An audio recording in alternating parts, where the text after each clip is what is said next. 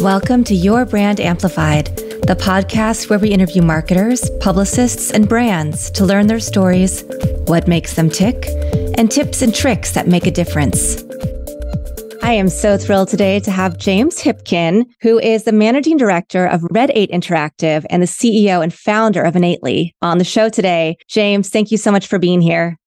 Hey, I'm really happy to be here. I'm looking forward to a wonderful conversation about digital marketing and websites. Absolutely. I think especially with all of the changes going on in the digital ecosystem, with third-party cookies going away, privacy laws, all of the different things that are coming up that people really are uncertain about, websites, which we own, are more and more important as part of our strategy, and having a good or great website. Exactly. And you used the word own, and that's a very important point. With all of the swirl of things that's going on with digital marketing, there's only two digital assets that a business owns: the website and their list. Yeah. Everything else is rented land. And you don't want to build your business on rented land. Exactly. Because they can change the rules at a moment's notice. And hey, guess what? They're not going to call you up and ask you, is this okay? They're just going to change it. Yeah. Well, I think about that when I think about all the people who have Facebook groups to run their businesses or who have all this, live on social media. Those are important, but they're one part of the puzzle. And like you said, if they go away tomorrow, if you don't have all of those assets saved, if you don't have all of those email addresses from all of those customers, you're at a huge loss. Yeah. So let's get into, how did you get started in digital marketing? Was this always your career trajectory? Well, the gray hair is quite legitimate. My career started long before digital marketing existed. My career started before email and fax machines existed. So I've been doing this for a long time. So yeah, I graduated from college with a music degree. Oh, okay. And I know this will shock you, but corporate America is not knocking your door down if you have a music degree.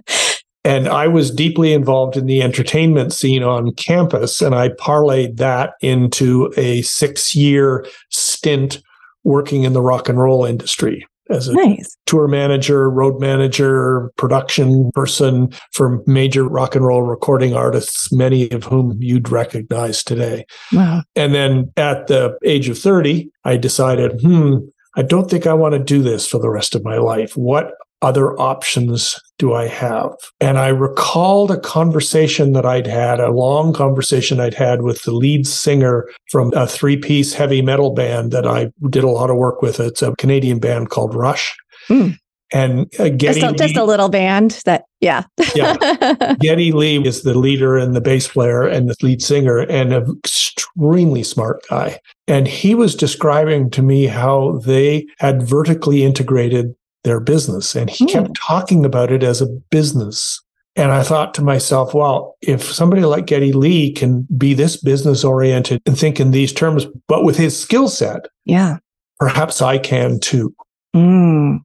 And I looked at what I enjoyed the most about what I was doing, and it was publicity and the marketing and the promotion on concerts and that sort of thing. So I went about getting myself a job as a junior account executive at the Toronto office of a New York ad agency called Ted Bates. Wow.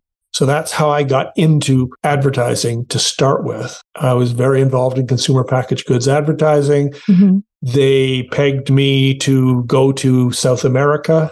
Wow. And I was transferred to South America to work with Pillsbury. We launched Green Giant canned vegetables in South America. 3 years there. And then I got moved to Madrid, Spain, where I worked with Rover Cars. And that moved me into direct marketing and database marketing. We built a pan-European database marketing system for Rover Cars. Fantastic. And then I got transferred to the head office in Chicago. And in Chicago is where I was deeply involved with a lot of loyalty work and direct marketing programs for major corporations, et cetera. I was there for almost 10 years. We built the agency from 45 people to 450 people. And then I was recruited to be president of an ad agency in San Francisco. And that's where I really led the charge of this direct marketing agency in San Francisco into digital. And that transition. And we worked with Wells Fargo, launched the online bank at Wells Fargo. We worked with Apple. We worked with Nestle. We worked with Visa, lots of brands like that. in the early days of digital marketing. I'm the proud owner of a pets.com sock puppet. Oh, okay. That goes back. Well, it's so funny. I started out not with bands and musicians as famous, but I started my career as a club promoter in Kansas City and then in Chicago. And in Chicago, I worked for a marketing agency called KBA Marketing, Kevin Berg and Associates. Yeah, I know Kevin. Okay. So yeah, I worked there and got tired of the cold and not making a lot of money, being out in the clubs, working as a club kid and all that stuff. So then I transferred to the LA office, worked for KBA and started working at Ray Gun Media in magazines. Then I moved to San Francisco and worked for Future USA for a while with magazines. So somewhat similar trajectories, the early days of the internet. I remember going into music chat rooms to find people across the country who liked dance music and wanted to promote a magazine for me. There you go. Yeah.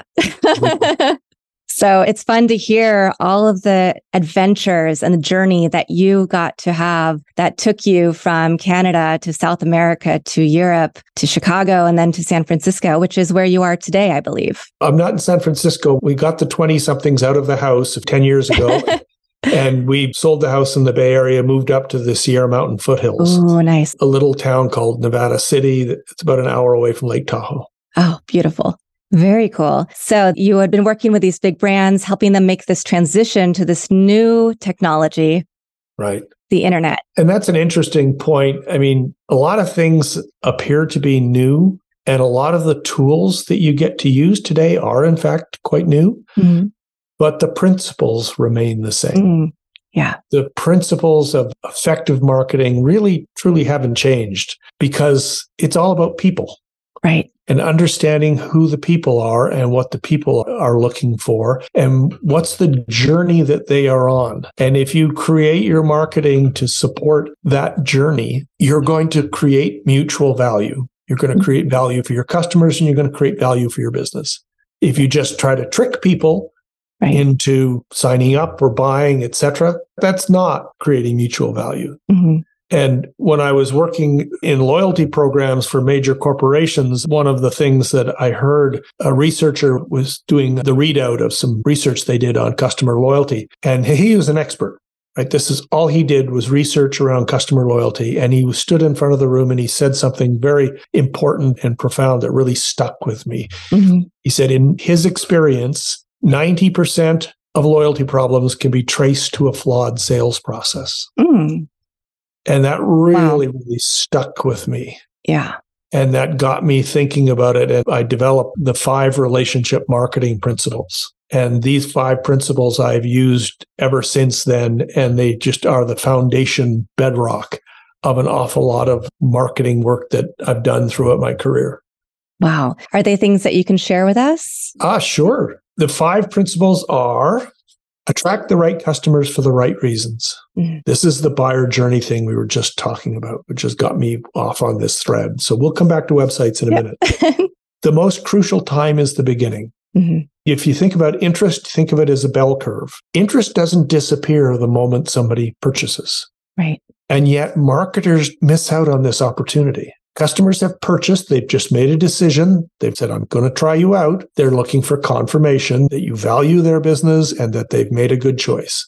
In relationships, it's important to continually reinforce the reasons to buy. Mm-hmm. Don't ignore them because they're using your product or service. Use this as an opportunity to create value. Good customers expect to be rewarded. Your good customers know who they are, but note my choice of words. I didn't say bribed, I said rewarded. Right. There's lots of ways to reward a good customer. And then finally, the next most crucial time is when the relationship is at risk. Mm. If somebody has a support question, don't make it hard to contact you.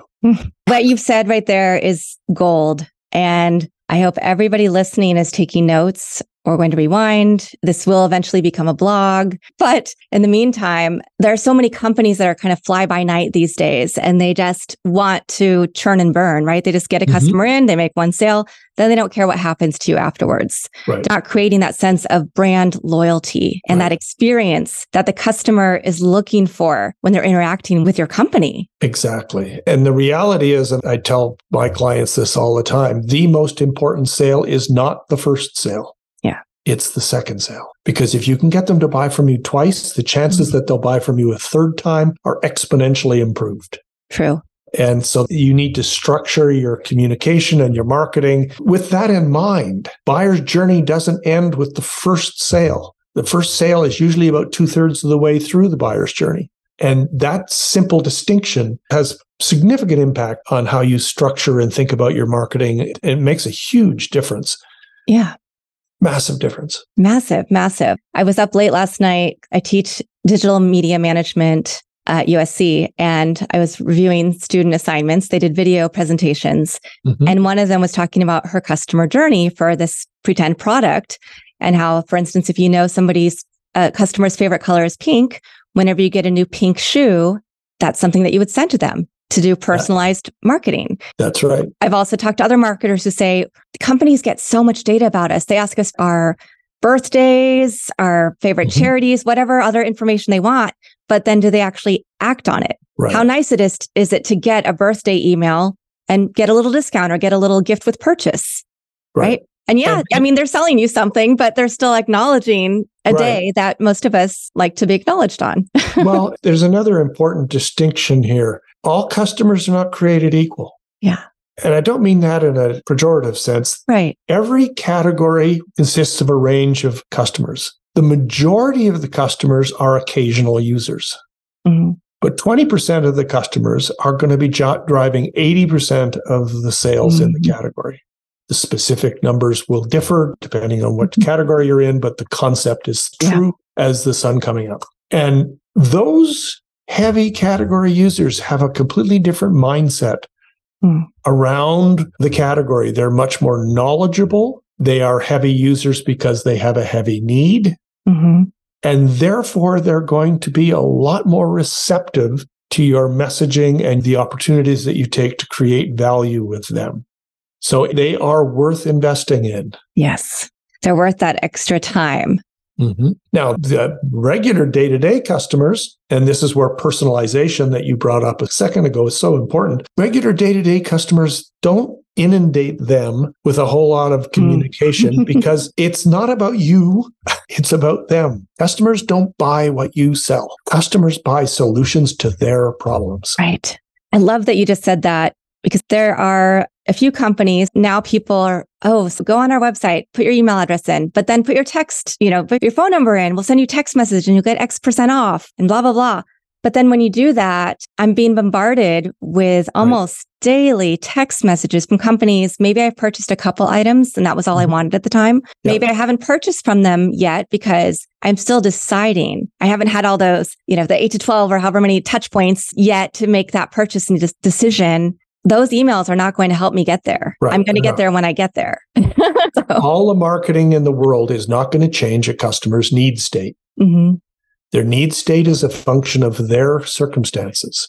It's not a function of your marketing. Yeah. So you want to be there gently, appropriately, in a value creation way. And when they raise their hand and suggest that, okay, they're ready for something else, then you can respond. But constantly inundating customers with sales messages, bad idea. Yeah.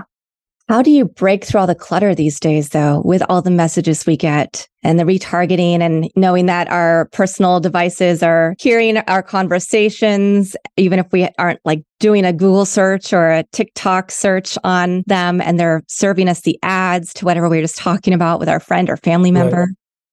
You break through the noise by being relevant. If these customers are heavy category users, they're going to be highly interested in what's going on in the category. So focus in on creating value for this group. Don't tell them what they already know. Tell them what's new. Tell them what's coming. Tell them other ways they could perhaps use the product or service. Understand their journey.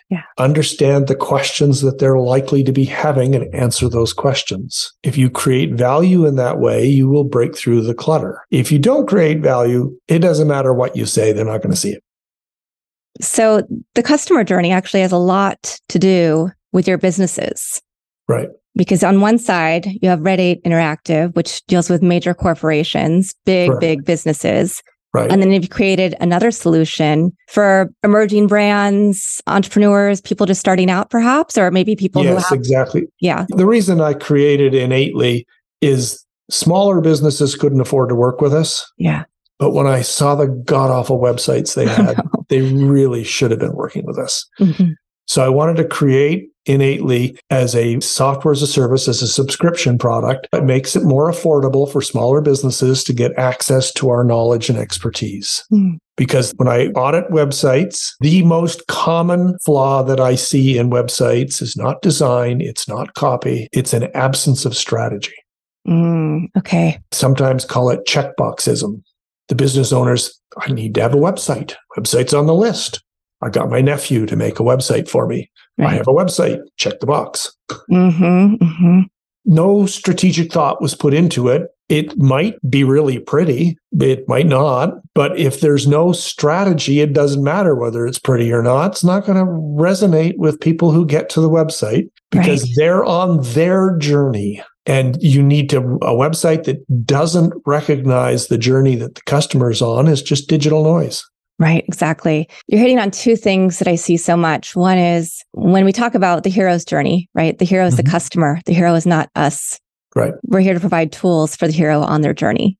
Right. The other thing is that when people come to me, because I work a lot in the PR space, PR and branding, but when I've had a lot of people come and say, hey, we're ready for PR, but they have no strategy. We're for everybody. Well, no, you're not. Let's narrow this down. Yep. What's your why? Right? We have to pull these things out of them sometimes to help them understand. It might take a little more time, but it's going to serve them so much better for the longevity of their company and their product. Exactly. Because the most important sale is not the first sale, it's the second. Yeah. And understanding how to support and create value for customers, how to be relevant to them, lets you break through the noise. All of these things that we've talking are interconnected and they're based on solid foundational pieces. This is not about shiny things that are flashing. It's about solving customers' problems. Yeah. Well, and to that point, you're solving so many problems. I've had other companies reach out that say they offer websites as a software as a service. They have a subscription model, but then I look at their website and I'm like, this looks like the same template was used for every single one of your examples on your website. Right. I can't get a hold of anybody to actually help me send your information to somebody who might be a good prospect for you. Right. Yeah. And oddly enough, there is a role for that simple website. If you're just getting started, if you're still figuring it out, if you're trying to get traction, I will often send people to, go to Squarespace, find a nice template, fill in the blanks, figure out what's working for you. And then when you've got that sorted out and you've got clarity on who your customer is, and you're getting some traction on your product, you've actually got something that people are willing to buy, then it's time to invest in the website. And investing in the website is not just financial. Most of the work we do is not the technical aspects of building the website. Most of the work we do with our Innately customers is helping them think through the strategy. Nice. Helping them understand how to create a website that's going to engage people. The reality in today's life is you have 6 seconds or less to engage a website visitor when it gets to their website. And for the vast majority of smaller businesses, anybody who gets to your website is likely there on a referral of some sort. I'll often ask the business owner, so what's the primary objective of the website? And one of two things happen. I get a litany of things, and we have a conversation about what the word primary means. There can only be one. Or I'll be told, said conversion. Okay. Conversion is almost always wrong. Yeah. Because the journey that the customer is on when they get to the website, they're looking for a solution to their problem. What they're looking for when they get to the website, and therefore what the primary objective of the website is confirmation. They want confirmation that you understand their problem and that you have a solution for their problem. Yeah. And if they don't see that, like you said, they're going to exit. Speaking of the 6 seconds or less, you have strategies. You have 6 ways to engage customers in 6 seconds, correct? Right. 6 ways to engage website visitors in 6 seconds or less. And this first way is, how fast does the page load? The reality is the 6 seconds doesn't start when the page has loaded. The 6 seconds starts when the customer asks for it. And if your page is taking 3.5, 4 seconds to load, you've wasted more than half of your 6 seconds. Yeah. The next thing that they're concerned about is, am I in the right place? And that's where consistency in branding. Yes. Understanding what people are looking for. Don't get fancy with the design. People look for the logo in the upper left-hand corner. Put the logo in the upper left-hand corner. Don't listen to the designer who wants to do something exotic. Right. A website needs to be a utility. So am I in the right place? Then give them a benefit-oriented reason to stay. Your headline should not talk about yourself. Your headline should talk about the consumer's problem. Remember, confirmation is the goal. We'll get to conversion, but you're not going to short circuit the journey that the customer is on. You can support that journey, but you're not going to short circuit it. And to support the journey, create pathways. One of my little soapboxes, and Don Quixote's got nothing on me, I can trying to get people to stop saying call to action. Call to action is a marketing term. Marketers shouting at customers and telling them what to do. Yep. Customers don't want to be shouted at, and they don't want to be told what to do. Now, if you change the word to pathway rather than call to action, effectively, it's exactly the same thing. Yes. But the mindset shift is significant because on the journey that the customer is on, you want to create pathways. And most businesses, if they really start to think about it, they're 80-20. They're 20% of customers that represent 80% of their sales. Usually there's 2, maybe 3 subgroups within that. So you want to create call outs to those subgroups that says, if you're this, then we've got information for you. If you're this, then we've got information for you. And that's what you want to create on your homepage is these pathways so that when people get there, they get, okay, they understand my problem. Oh, yes, that's me. And then there's a tease there about what the benefits are going to be if they click through to this next page. And if you can get them to click through to that next page, you've got them through the 6 seconds because 2 very important and profound things have happened when they choose that pathway. They've told you exactly who they are, and they've given you permission to give them more information. Yes. Okay. Don't dump it all on the homepage and expect the customer to sort out what's for them. Yeah. It's such a simple idea. It's such a simple idea, and yet 99% of websites do not do this. And yet when we have done it, the results have been spectacular. Yeah. Okay. Inspire trust. Trust is important. I sometimes will call this, give them reasons to believe. Why should they believe that your solution is valid? Testimonials. Exactly. 5-star reviews, credentials. This is where you get to talk about yourself, but you're talking about yourself in the context of support for your proposition, as opposed to, my God, aren't I awesome? Right. Right? You're getting that validation from third parties, people who have used your product or your service. Yeah, testimonials are hugely powerful. The testimonial carousel you've probably seen on websites.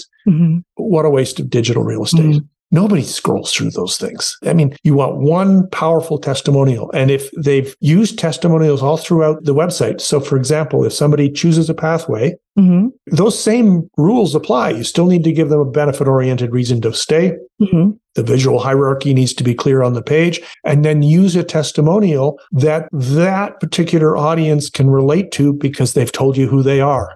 Right? So you sprinkle testimonials all throughout your website, used very, very tactically to support the journey that the customer is on because you're making a pathway for them. Finally, make the page easy to consume. Newspapers are written in columns for a reason. Short line links are easier to read than long line links. Don't have your copy spread across the page. Use headings, use subheads, make it easy to scan. Make it easy to look at on your phone or other mobile device. Easy to look on your phone. Use visuals to both break up the content and support the messaging. Pictures tell, copy sells. Yeah. So use those. Video is powerful, but video needs to be relevant to the journey that the customer is on. So if you follow those 6 ways, load the page quickly. Am I in the right place? Give them a benefit-oriented reason to stay, make their pathway clear, inspire trust, and then make the page visually appealing. you're going to have a website that is rooted in strategy and is going to be effective because it's going to create value for your customers and it's going to create value for your business. You've packed so much value into our conversation so far. I definitely think this is going to be one of the best episodes that I've had on this podcast in almost 200 interviews. So thank you. Oh, thank you. It's been great chatting with you. I get very passionate about these things. I mean, it's the reason I left the agency world and bought a vendor 12 years ago, because the website's the most important digital asset that a business owns, and most of them are terrible. Mm-hmm. So I'm using my marketing strategy knowledge and applying it into this space, into this world. And I think this is one of the reasons why we have such long-standing relationships with our customers. Many of our customers have been with us 6, 7, 8 years, and we've rebuilt their website 2-3 times. And that's a testimony unto 100%. itself. 100%. So let's talk about the Innately model. You said it's a subscription model. What does that look like? Well, depending on whether you're purchasing a basic or a basic plus, basic site will serve most people. Basic plus is where you've got some additional functionality like an online store, or you're a coach and you're doing courses, or you're creating a directory website, that sort of plussed up functionality. So there's a small setup fee, and then there's a monthly subscription. And really what the monthly subscription is getting you is we're amortizing the costs of the design and build. The setup fee is mostly around, are you serious? So we're amortizing the cost of the design and build over the course of the subscription. And we look after the hosting, we look after the security, we look after the software updates, all the stuff that people don't want to do and then don't do, and then their website gets hacked. Yeah. We look after all of that stuff. But the key thing is we're a full service proposition. We have trained content specialists. The infrastructure is there to support the large corporate sites that we host and manage and maintain. So you're piggybacking on that infrastructure, and our content specialists are there to actually do it for you. So if you're in a situation where it's not cost effective for you to be figuring out how to do this for yourself, right, much better off paying one of my content specialists. They'll do it faster, they'll do it better, and they'll get it done right the first time. So that's our model. We like to say we answer the phone. Yeah. Well, right. That's important these days. Right. And coming back to the relationship marketing principles we talked about before, we practice what we preach. Anytime there's a support request, this is an opportunity for us to build the relationship with our clients. Yeah, fantastic. Well, James, what is the easiest way for people to reach you? Well, given how important the website is, I have an offer that I'll make to your listeners. If they'd like to have me audit their website, if they go to 6secondsorless.com, I will be happy to take 30 minutes of time and we'll go through your website. We'll talk about who your ideal customer is. We'll look at the 6 ways. We'll go use that as a structure for a conversation about your website and your homepage. And sometimes if there's time, we'll go into the About Us page, which is the second most important page on a website. And then all kinds of value usually comes out of that conversation. I'm sure. Fantastic. Well, we'll definitely put that in the show notes as well. And I always like to ask if you have a favorite quote or mantra, motto, any words of wisdom that you'd like to share with us. Building off something that you said at the very beginning of this conversation about all the choices that are going on in the digital world, something I like to tell folks is, please stop trying to boil the ocean. Pick 1 or 2 things. Figure out how to do them well. And when you think you're doing them well, figure out how to do them better. There are so many choices out there, but the reality is you want your marketing to be very focused and you want to put your efforts into things that actually work. Yeah. I'd like to say, water the flowers and prune the weeds. Again, common sense, but if it's working, keep doing more of it. If it's not working, please stop. Awesome. And on that note, James, thank you so much. This has been a really great conversation. You packed so much information that is the basis for all branding and marketing efforts, and so important to everybody's journey, thinking about the customer, making sure you're putting the customer first, making sure your website is showing what the customer wants and needs and expects to see from it.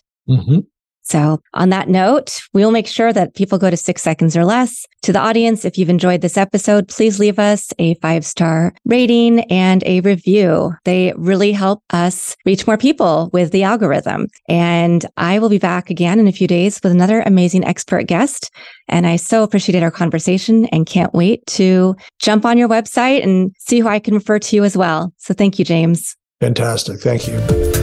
Want more? Check out amplifywithannika.com or follow me on socials at amplifywithannika.